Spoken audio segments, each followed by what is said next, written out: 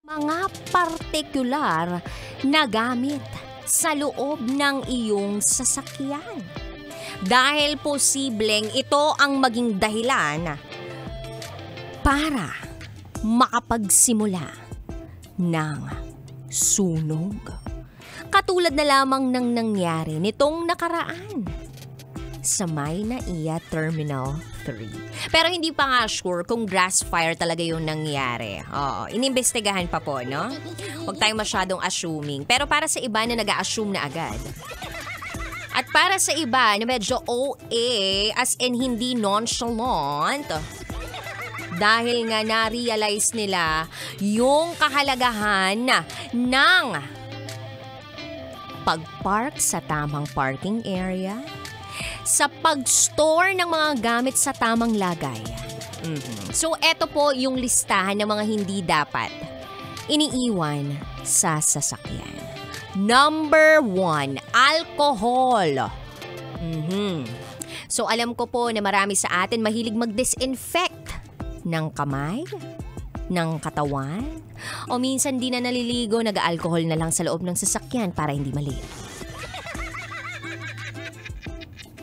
So, wag na wag pong mag-iiwan ng alcohol because that is flammable.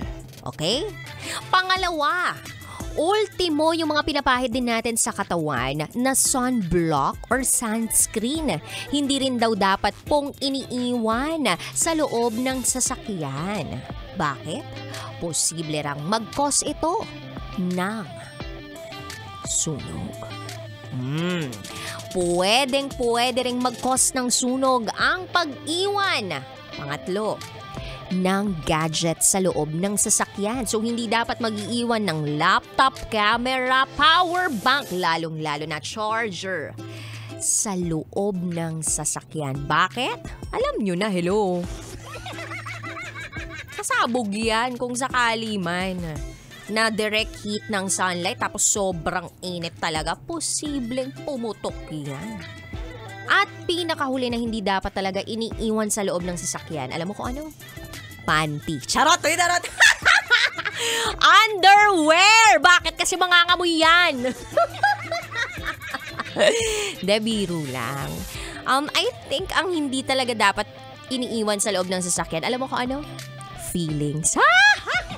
Ba't may feelings tayo pinag-uusapan dito? Charot lang with Darot. Well, anyway, kabisyo, I hope you're having a great day today and I hope maisip mo lahat ng mga pinagsasabi ko para sa iyo rin. So, Mr. Driver, Miss Driver, hopefully ay maging safe ka palagi sa iyong pagbiyahe at sa pagpark mo ng iyong chikot, sasakyan o kahit ano pa yung vehicle mo at sa mga bumabiyahe out there.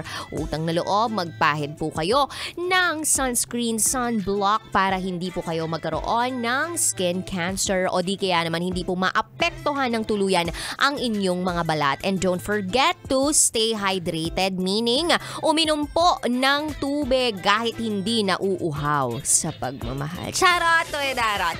Anyway, 3 to 5 p.m. tayo magkakasama ngayong araw na ito at siwa kapiling ang mabayang naniniwalang hindi man ako palaging may pera. At least palagi naman akong maganda. This is me, the one and the only DJ Raketera.